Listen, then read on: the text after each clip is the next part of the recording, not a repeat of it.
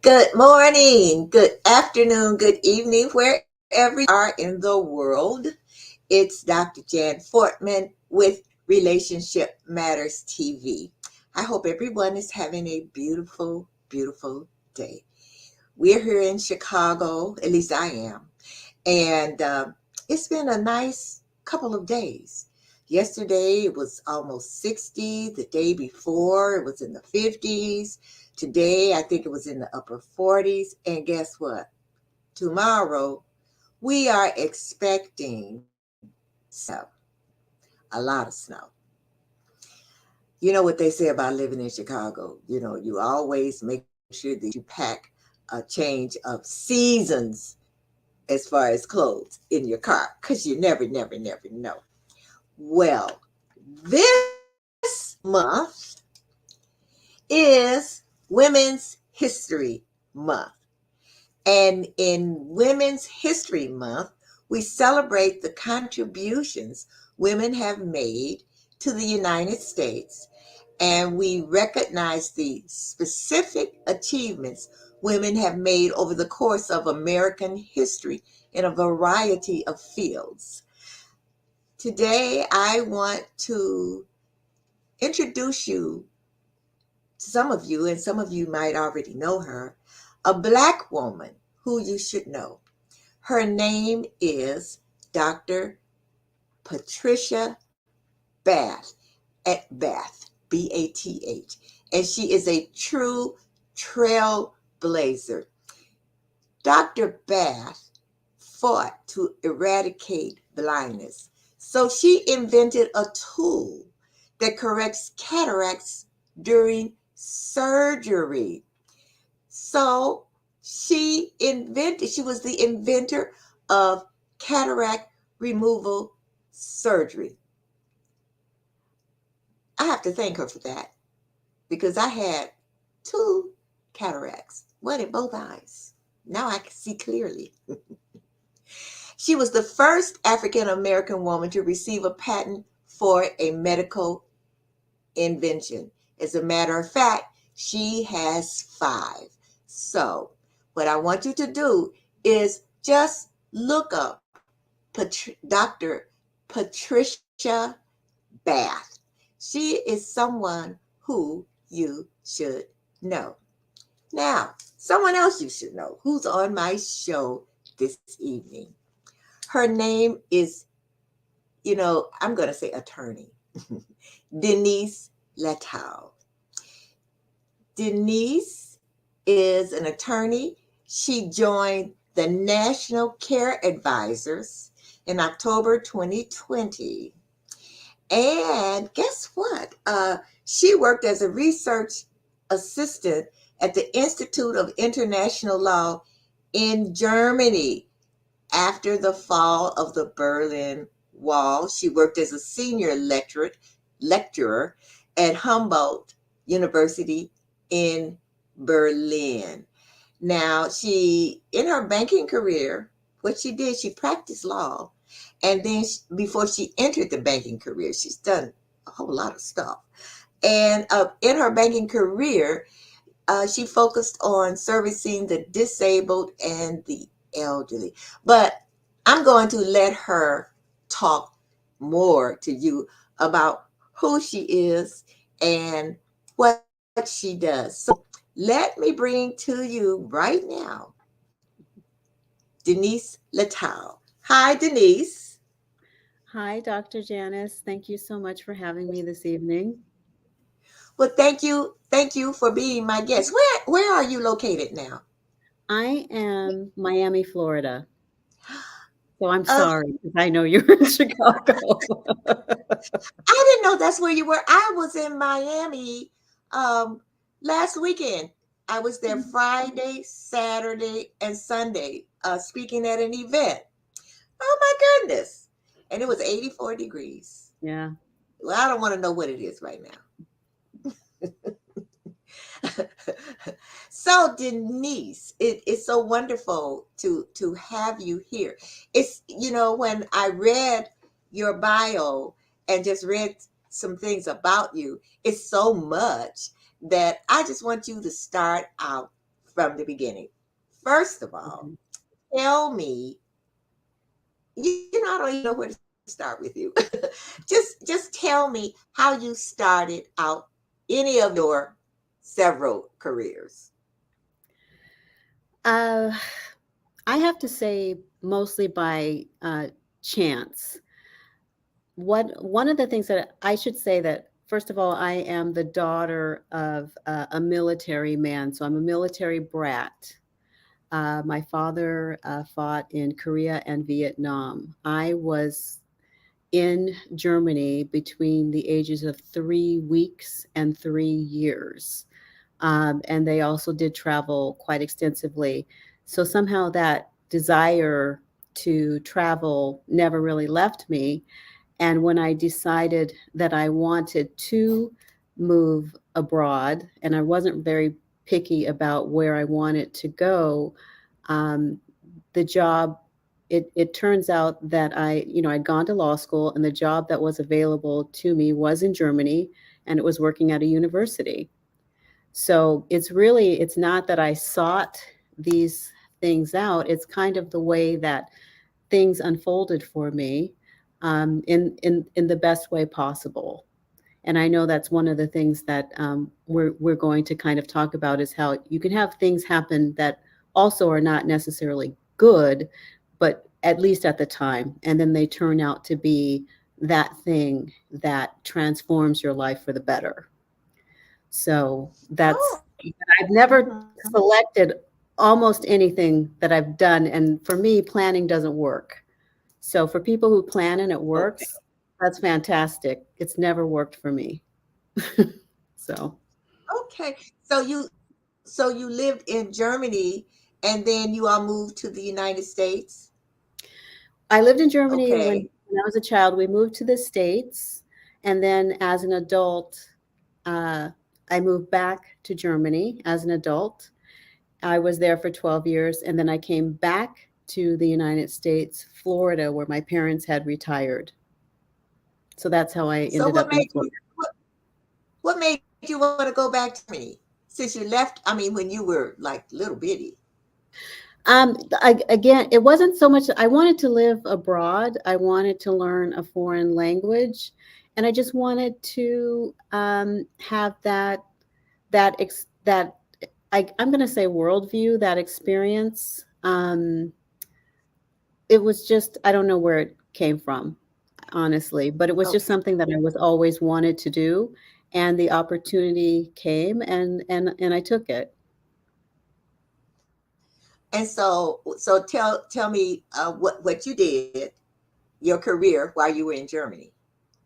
I taught American law to German students, which was a lot of fun. And I have to say, they are very, very good students because I taught the class in English. They had their exams in English. That was essentially my role always at the university, was also to give the American perspective or point of view on pretty much anything, whether that was pretty much happening in the United States. So I was in Germany when the wall came down. So even that time leading up to that, um, all of the kind of turmoil between East and West Germany was happening. Um, People were starting to try to get out of East Germany. They were fleeing to Hungary. They were going all over trying to. They were just done. They'd had their 40 years of um, the socialist system, and they were done. So really, I just happened to be there when all of this was going on. And my job really was largely to kind of give the American viewpoint to German students, also have them understand, the way Americans think, which is very different than the way that Germans think, especially legally. We have a system that is very unique in the world. There's nowhere else in the world that you have um, the type of jury system that we have, or even the type of just generally the way lawsuits are and the incredible sums of money that people can be awarded by a jury. That doesn't really exist anywhere else in the world. Well, now you've told me something that I I know. You know, we always assume that everything's the same. So, Mhm. I'm curious, how did the students accept the difference, in where they, especially legally, you taught law? Mhm. Did they feel that our system was better than theirs, or what did they think? Were they Um, surprised that the difference in the system? I think that they thought that our system, which is what most Europeans think, is that our system is strange and very different, but also very fascinating. I think that they were very fascinated by our system, just the way they are about the United States in general. This is a very large country. You know, Germany, France, those are small countries comparatively. I think California has the same, economy size as Italy, or even probably Italy and France. So it's very unique to them. It's very interesting. I think most Europeans think that's interesting, but they would rather leave it at that. America is really Okay, for Americans. Yeah. I mean, we can okay, handle it because this is our culture. right, right. I imagine that was an experience um, while you were there when the wall came down. Hmm. That Did was, did that? Go ahead. oh no, Go ahead. I was literally watching TV when it started, and everybody got in their car and started to head towards Berlin because it was unbelievable. It really was. Wow. I'm. Oh, I imagine. I imagine. A question came in already. uh, the question was, many countries don't have a word for freedom. What about Germany? Freiheit. Um, they very much have a word about freedom. One of the things that it's important to remember about Germany is after the Second World War, we had a lot to do with the way that their current government exists and runs. So after they lost the war, so we had Hitler there, who pretty much rampaged through Europe, and after the Americans and the French and even the Russians and the Italians crushed Hitler, we rebuilt Germany, and we also reformed a lot of their laws. Um, we did a number of things there that, in one way, they're closer to Americans than other Europeans by virtue of that, actually, because they have a real democracy. They have it's not exactly like ours, and the laws are not exactly like ours, but overall, we assisted in writing their constitution, for example. Yeah. So it's a very they definitely believe in freedom, and what's happened is what usually happens is um, after the horrific things that happened in World War II, they've shifted where they're almost too much to the other extreme, where everything is debated to death, Okay. right? So it's a different. So what they've gone from just listening to whoever is saying it, who's up top. Now they're questioning everything. Everything. So that's how their society changed after the war. But they do definitely believe in freedom, and right now they're probably. I mean, we say England because we that's the history and the founding of this country were Brits, but we really, I think, have more in common with Germans right now. Oh, okay. So, what made you go into law? I did the only thing that I've ever been able to do well is read and write, and I didn't know whatever else to do. That's wonderful. Uh, and I also do, yeah, no, I've also kind of have a thing about justice, right, what's right and what's wrong. So originally I was thinking of, maybe even working for some type of government agency or something like that. So I've always been interested in law from that perspective, like what in society is right and what in society is wrong, and how do we correct that?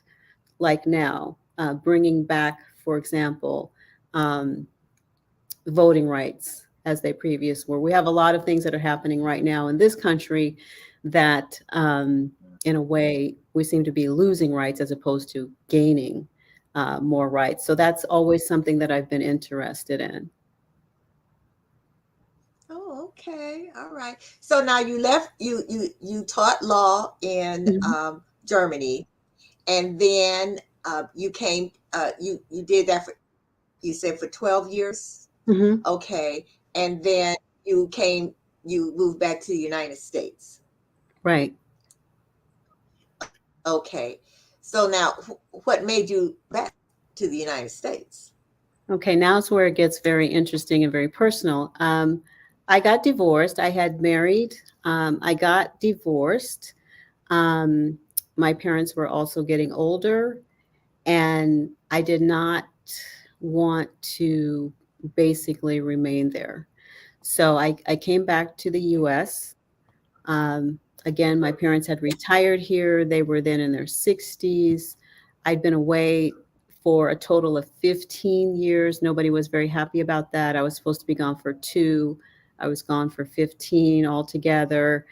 Um, yeah, I had a big chunk of my life that actually, what we'll talk about when aging is that the second stage of my life. So the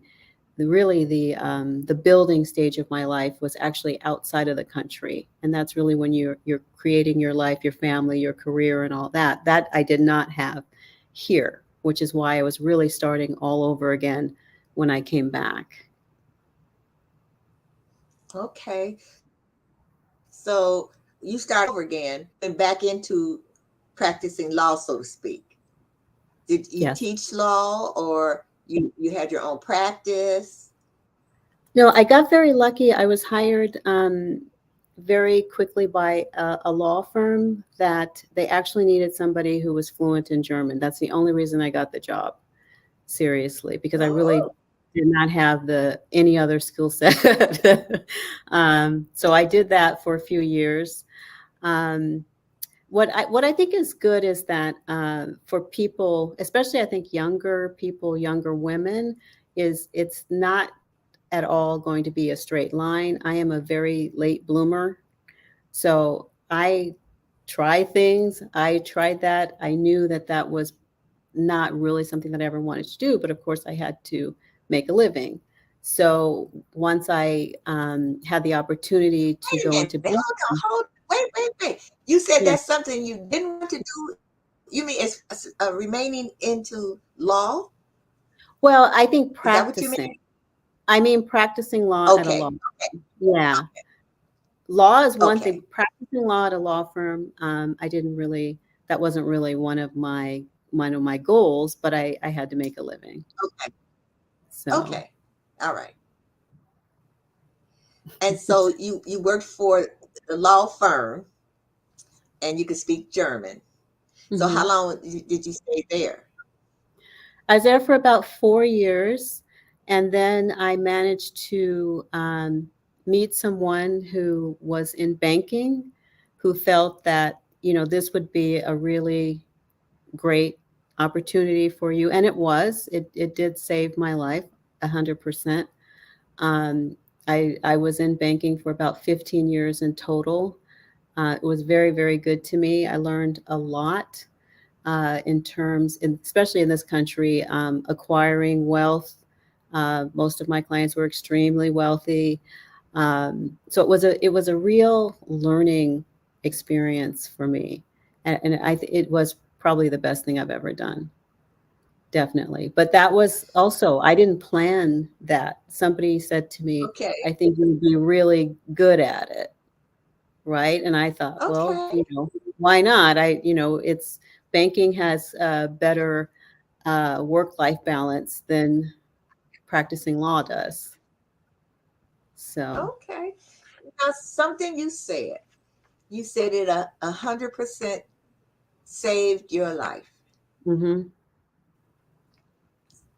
So can you tell us about that? Sure. Oh, you Well, I want came, to? huh? No, I came I back said, with, oh, I came back with, not much. And it was from there that I had the opportunity to make a very good living. And I had the opportunity to, have a really nice size 401k and to learn about various parts of things that usually you don't grow up learning as much about, which we probably should. We should learn, we should have a better financial education. My parents were wonderful people, but they were not okay, great. They were not great with money. They were not. They were wonderful, but that was not their thing. So it gave me that education of, okay, really, making a decent living, saving a substantial part of it, or as much as you possibly can, investing what you can, um, being very good about looking for bargains, looking for, if you go to a bank, you want to have the best, you want to get the best rates, you want to get the best. Usually we are not having that mindset, right? But we should. So right, really it taught me, if you're getting a mortgage, are you just going to wherever, are you going to have these people actually compete for your business by giving you a better right. rate? So that's why I say it saved my life, because it opened my eyes to, and there is a saying, it's not how much you make, it's how much you keep. That is Very the true. true, right? So you will read stories about janitors that leave millions of dollars to universities because they worked hard, they were very frugal, they saved their money, and they had an end goal, which was to leave an incredible legacy, such as leaving $1 million to a university. Or you'll hear those stories all the time. And that's because people, they were very good at how they managed their money. And so that's how it saved my life, because I was not very good prior to that. I'm still not as good as I should be, but I was definitely Oh, way off for. I think probably a lot of us will say that we are not where we should be.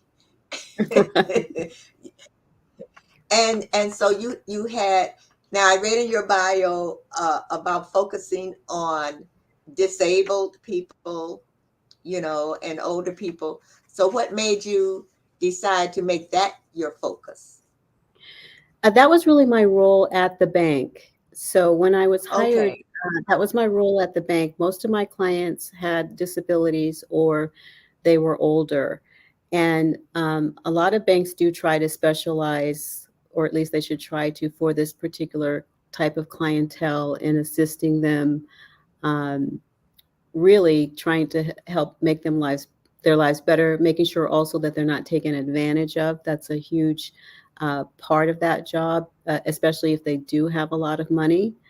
A lot of them have inherited that money, or there was some kind of lawsuit that they received a lot of this money from, something of that nature. So they had a lot of money, but a lot of the people around them didn't necessarily have their best interest at heart. So part of my job is really to protect them and their funds, to make sure that they're getting what it is that they need and that the money is being used as it's supposed to be used. So I actually, oh, that's a part of I banking. Yeah, go ahead. no, I was going to say I didn't know that that was a part of the banking industry. I didn't know that. Yeah, I did that's not know that great. until I was a part of the banking industry. There are particular sections, not in every bank, but they will have a section called for special needs trust, or they will have a section that caters specifically to older clientele. And that really is to protect them from also their family, who tend to be the most exploitive, unfortunately. Yeah, yes, yes. So now you piqued my interest. What's the worst scenario that you saw? Oh my goodness. The worst. There's so many. Um, I think some of the worst scenarios that I saw were really with children who had been in horrible, let's say, medical malpractice types of lawsuits. That, let's say, the child went to the doctor, something went wrong, there's a lawsuit. Um, the child is more or less um, pretty non-functioning. Um, Okay.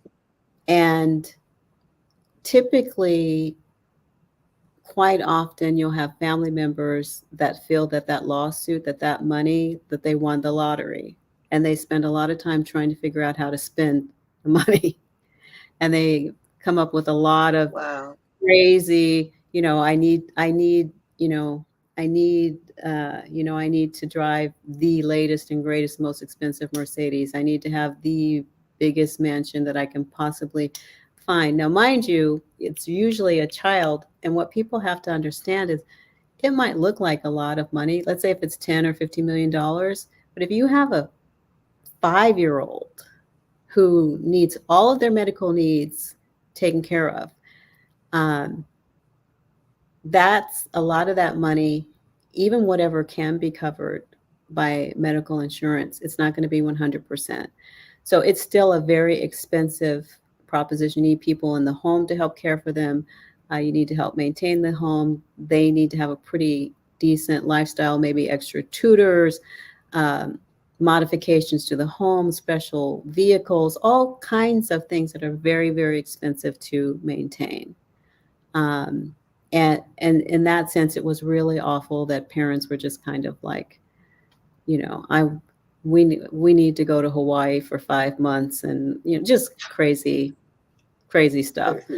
So and that's a whole component of a whole bunch of them together, because I don't want to get Okay. sued, but there were Okay, a no, lot of I stuff. understand no, but that's just one of the services, Right, and something that people should be aware of. So, right. Denise, I have to go to a quick break and a quick Mhm. commercial, but Right. uh, wait, a request came in and it said, "Can you speak a little German for those of us who have not heard that language?" So what? So wait. So what I want you to do Hmm. is just tell my audience that we'll be right back. Don't go away. Okay. In German. Wir kommen gleich zurück. Bitte geh nicht weg.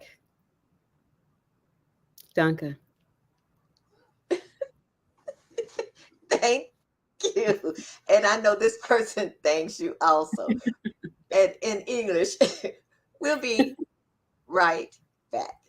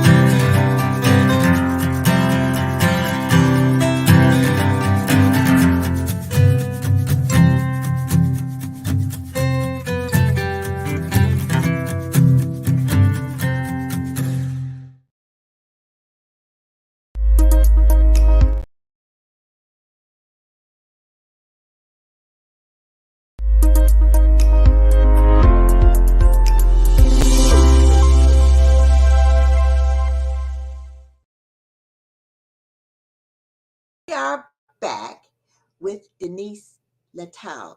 Now, what I want to do, and I hope that this works because the computer is doing all kinds of things, including trying to scan now. And no, we do not want you to scan now for any viruses. So I'm hoping can show you a video from Denise. So we're going to share this screen. And it says share screen. And I'm just me. And I'm going to put this on here. And hopefully share it. But you all have to let me know if you saw it.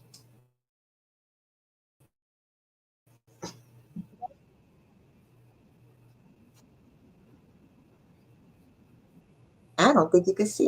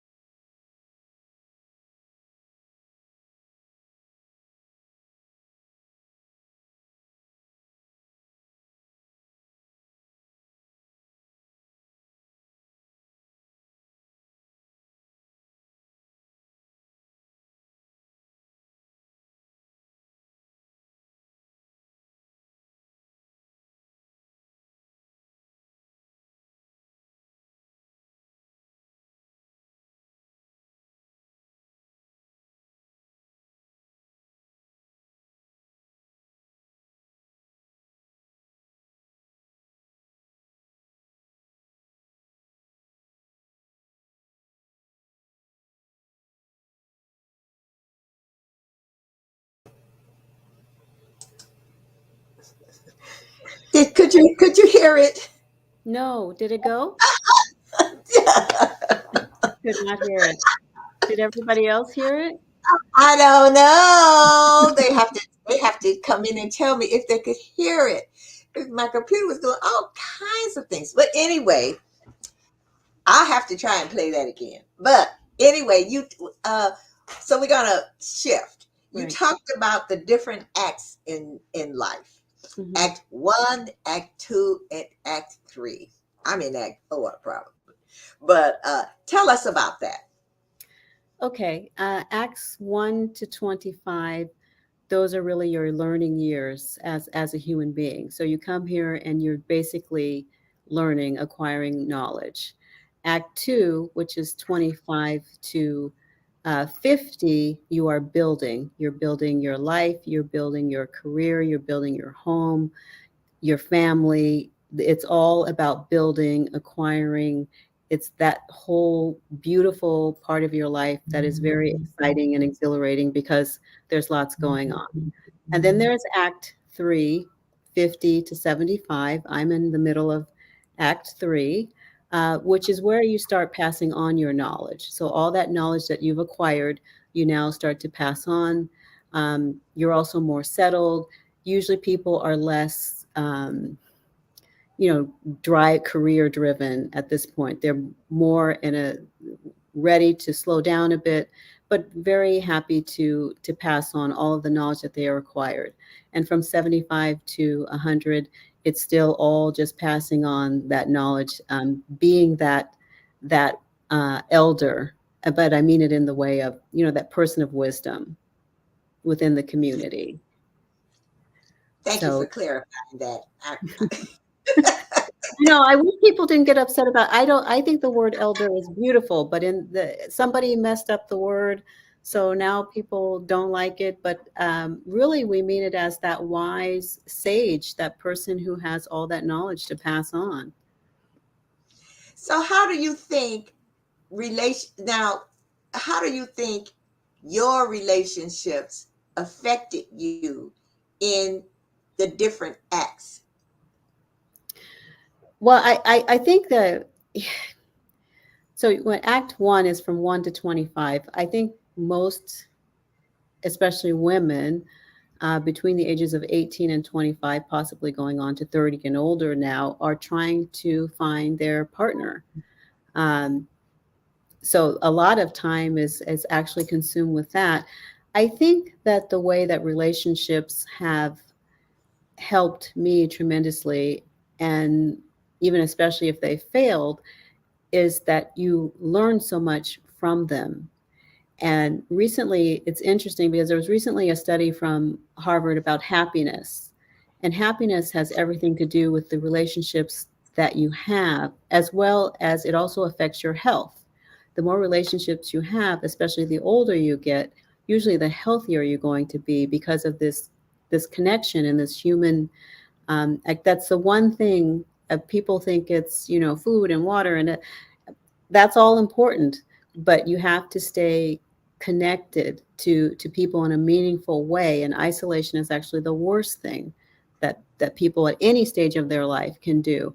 So for me personally, I would say, during I was married, what, from 28 to 40. That was a lot of my building years. That was a fantastic in that regard. Then I have what, I'm 50, I'm between 50 and 75. Um, what relationship does to me now is gives me a tremendous anchor, and it's very grounding. And it's also more at this point of your life about companionship and having that human connection, having somebody that you are, I like that, walking through life with. And so all of these points in time are very important, but especially obviously the 25 to 50 and the 50 and beyond. So Okay. Okay. So now you talked about personal relationships. What about in the those different areas, those different stages, professional relationships? professional relationships, they're the best thing that anybody can do is find and get a mentor. And if Okay. sometimes it happens naturally.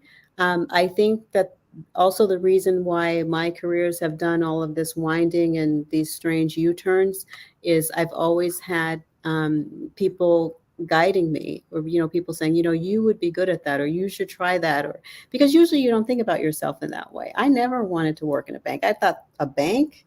And like I said, it's the best thing that ever happened to me. My parents were the ones who said, "Oh, you should be a lawyer." I never saw myself like that. So it's quite often that somebody who provides mentorship is going to be that person that can see something inside of you that you can't see in yourself. It's probably, one of the most important relationships that you can have, wherever you are in on the career ladder. Absolutely, 100% important. The next relationship after that, I think everybody should have some kind of a spiritual guide, however, that if that's your pastor or your rabbi, whatever that is. um, I think it could be your mother. My mother was an incredible, I would put her up there with just about anybody in terms of spiritual knowledge. So that, obviously. And then just within your community, I think it's really important for people to find whatever it is that they can contribute, whatever that might be. It could be that you are just the great mom in the neighborhood and everybody can come to your house. It could be that, you're just this incredible um, volunteer at the school, or whatever it is that you are passionate about and can contribute towards the community at large. I think that's also extremely important in terms of relationships. And it's also very good for your kids. Yeah. So definitely. Did I leave any So of them out? well, you left one thing out, Right. Okay. the relationship, the relationship with yourself. Oh, yeah. Unfortunately, I think for women, this is me personally, although I have read it, we get really good at it when we hit 50. For some reason, I don't know why it's late. Maybe some people are blessed and it's much better. I know for me that's also the case.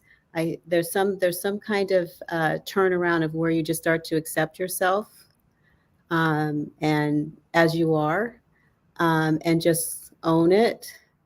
And you were also not, or at least I wasn't as much in the people pleasing mode anymore. So kind of you kind of tell it like it is once you hit that certain age, um, which is very famous. Black women are very famous for that. But yeah, I don't think that. I think throughout my life, I think I've known who I am, but I don't think I was totally comfortable in my skin until I hit 50. So Oh, the most, if you can do it before that, wonderful. And I think younger women are actually more advanced. What from what I'm now, seeing. Yes, oh, yes, I do. I think they're a lot more. My daughter-in-law, she knows exactly who she is and makes no excuses. She's 27. oh, wow. So, Okay. I think maybe my generation, I don't know, but I see really powerful young women out there who are really doing incredible things, and they already don't make excuses for who they are. Okay. Yeah. The conference I was in over the weekend, I was amazed. There were young men and young women, and I was just I was awed, and amazed at how they already knew who they were. Mhm. Because I thought at 20 something, I don't even remember, but I am sure that I was into people pleasing and still want to be accepted by my friends. As a matter of fact, I got married at 25 because all my friends were married. Right, You know what right. I'm saying? It's like, yeah, all my friends were married, and so well, heck. And then when are you going to get married? When are you going to, well, what are you waiting on? But and I got married, But when you look back, it's like if I was where I am now, then I probably said, not that I wasn't in love with my husband at that Right. time, but you know what I'm saying. So Yeah, you yeah. you were divorced, and so now you're remarried, Yes. Remarried and at so 50. wow, ladies out there, come Well, on. I have to tell you a story. When I first moved here, and I was not married, I had a neighbor, and it's so weird. She came, she knocked on my door. I opened the doors, this little lady standing there. She didn't know me. I'd never met her. And she goes, I remarried at 62. And then she walked away. I said, okay, I guess that's what I need to hear. It's that- Okay, I guess okay, she felt like I needed the boost or something. But right. yeah, I remarried at 50. You know, I do think a lot of women say, oh, I don't want to do it anymore or whatever. I don't know that you, I don't know. It's very different. I did. I wanted to be married, and I'm glad that I got married. Okay, okay. Well, uh, how old was I when I got married? My husband's sitting over here somewhere. So I think I was 70, you know. No. Oh my Yeah, God. That's yeah, amazing. yeah. Really? I had been not married. Oh, I was divorced, and well, this is uh number three. So it took me three times to get it right. but, I'll, I'll, but I'll, I'll be honest, Doctor. This is my third marriage, also, because oh, okay. So it took the third time to get it right. it did. It did. Yeah. And I enjoyed single life. It was a long stretch between the second marriage and the third marriage, and I had a good time. But then it was like, okay, I'm kind of tired of being out here now, um, and I like being married. Because what, like you say, when you get to the third one, after, like, you learn from your mistakes, Right, and you learn really what marriage is. It's give and take, and right, it's pick your battles. But anyway, so and I know you had said that a major change can be the best thing, especially in midlife or older, can be the best thing that can happen to you, and it could be the worst thing that can happen to you. right. So it all depends on how you approach it. Um, but clearly, and most people, if you look at most success stories that are out there, Colonel Sanders went bankrupt and was driving around in his car and then started selling fried chicken from his mother's recipe. He was in his 70s when that happened. There are all of these stories of major disasters that people have had, and instead of just crawling in the bed and pulling the covers over their head, they decided, okay, now I'm really going to get to work. And I think what it did for me, um, and that's in terms of my divorce and how that affected my, I think it just made me figure out what I could do, because Okay. I didn't have any other options. So if people I so I was trying this, and I'm still there, kind of. I'm still trying, where is that next frontier, I guess, is what I'm still looking for. What is it that how do I want to spend my remaining year? Because I mean, I've reached a point where I do have more years behind me than in front of me. So how do I want that to look? And that I'm very big on people, not, when they think about aging, not only think about, um, there's a lot of things you have to think about. You have to think about money and retirement and legal and stuff, but you also think, just how do you want to live? How do you want to live? And how do you want to get up every day? And, who do you want to do that with? Who do you want to be surrounded by? Those are things that most people, and I'm talking also about my clients, didn't really think about. And that's just as important, huge piece, is how do I want to live? Where do I want to live? What happens when I can no longer live on my own? What is that going to look like? These are the things that people don't think about, and I really think that they should. I really Yeah. think they should. And so this question came in, and it really relates to what we're talking about.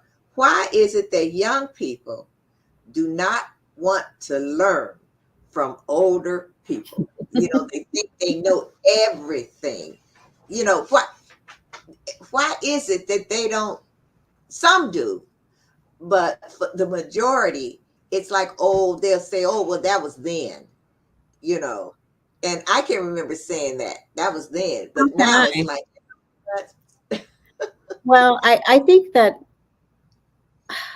think it's part of becoming your own person and being an individual, is Okay. not really wanting to hear, oh yeah, that's how it was back, I walked through the snow for 50 miles to get to the school, that whole thing. And of course nobody wants to hear any of that. But I think for me, it was at the age of 35, I said, my parents really know a lot.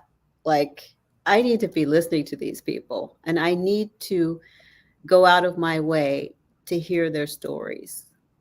I really do. And I feel very blessed that I had the opportunity to do that. While unfortunately they're both gone, but I think it's like anything else. It takes you a while. I think my son just woke up. Oh, she actually, she's not that dumb. Like, she Might might know what actually you're talking she about. might actually know what she's talking about. But I just think it's part of being independent and being your own person and being an individual. And I think we've all done it. Like, I know I Yeah, was guilty. Like, yeah, there was, same. I didn't want to hear about it. I got a what over here. This paper. It says, it's a little. It says, "Oh my God, my mother was right." OMG, Right. my mother was right. Well, Denise, Yes. it's been as they say, a plum pleasing pleasure getting to know you and to get some of your wisdom. So just in our conversations, what we've been talking about this evening, Mhm. just give my audience a parting thought, something that you really want to leave them with. Anything. Um, you only live once. You might as well make Okay. the most of it. And I do believe in, I think it's Maya Angelou. It's not, um, what is the saying by her? What remains is how you made people feel. That's what they remember about you, is how you made them feel. It's not what you gave them. It's not, but it's how you made them feel. So I would say, as part of this journey that we're all on, enjoy it. Don't let the hard, difficult parts keep you down. And in terms of what you want to leave of yourself, it's really how you make people feel, how they look back on you. Thank you.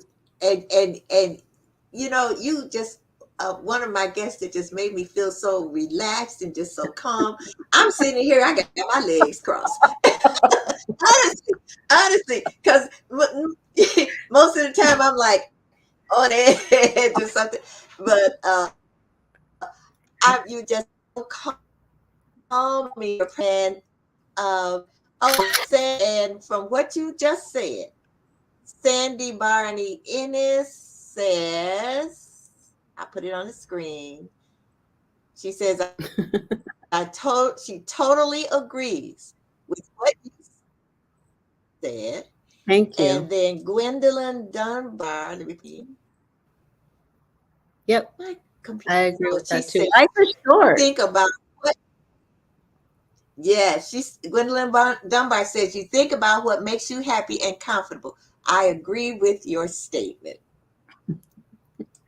Thank you. So thank Thank you you. so much. It was a pleasure. It was a pleasure.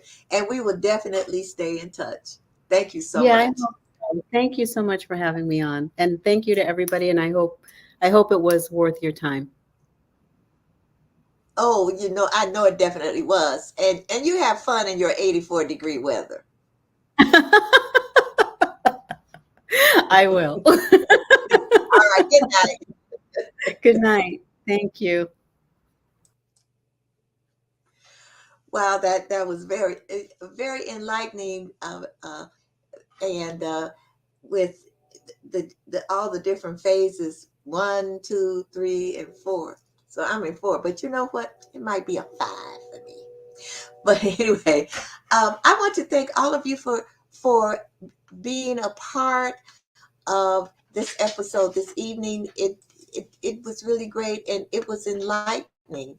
So now for my shameless plug, if I can find it, but I do have a shameless plug, my own. So stay tuned.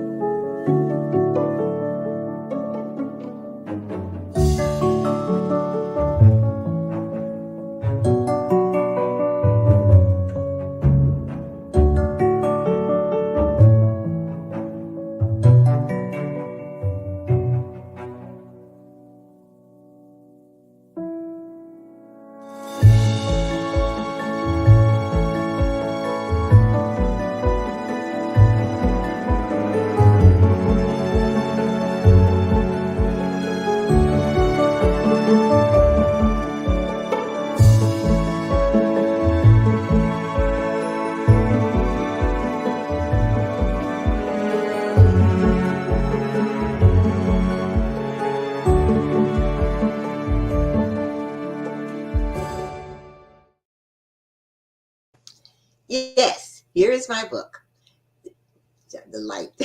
The Secrets to How Not, that's better. to throw mama from the train. And where can you purchase this book? You can purchase it on Amazon.com. Just type in the secrets to how not to throw mama from the train. Or you can get the book at jan4now125@gmail.com. You can get an autographed copy. And if you are having issues, or I should say, if you want to learn more about how to navigate the challenges between adult daughters and their moms, just email me at jan4now125@gmail.com. Also, if you would like to be a guest on Relationship Matters, you can email me at jan4now125@gmail.com. If you would also like a book trailer or advertise your products or services, jan4now125@gmail.com. I will see you again next week. And next week, I have someone on my show who lives the van life. In other words, she lives her life from a van. So I will see you again next week, same time, same place, here on Relationship Matters TV. Bye bye.